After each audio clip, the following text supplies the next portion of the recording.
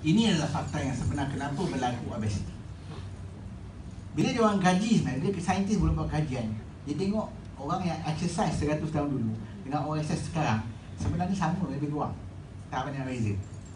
Tapi yang jadi berbeza 100 tahun dulu dengan sekarang ialah penggunaan gula. Nampak ni?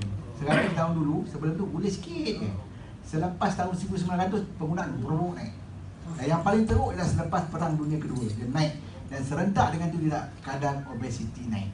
Sebab tu gula ni kita perlu kawal.